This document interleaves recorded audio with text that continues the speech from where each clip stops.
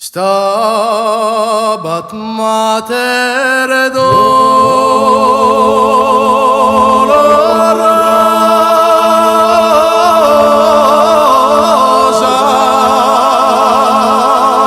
juxta crucem lacrimosa,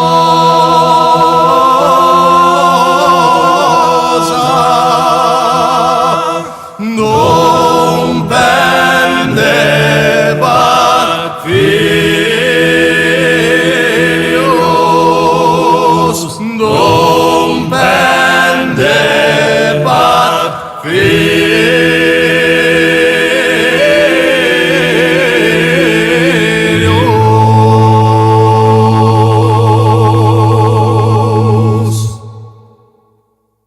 cuius anima gementem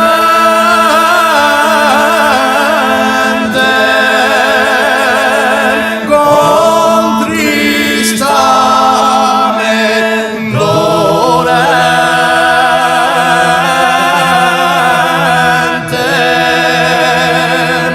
per transivit gladius, per transivit gladius.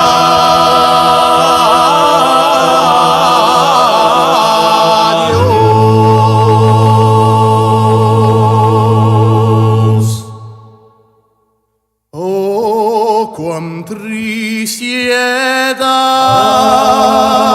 afflicta fuit illa benedicta,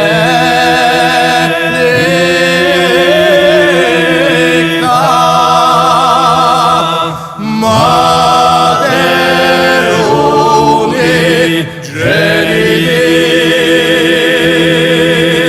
Mater Unigeniti.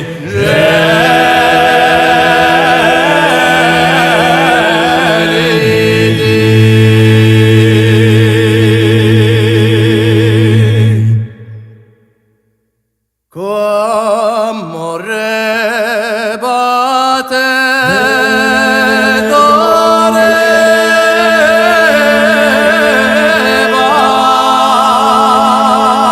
pia mater convidebat, nadis buenas inclini, nadi buenas inclini.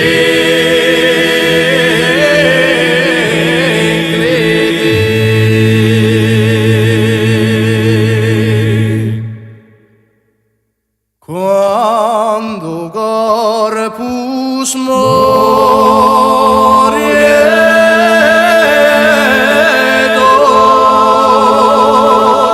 facut animae novetur,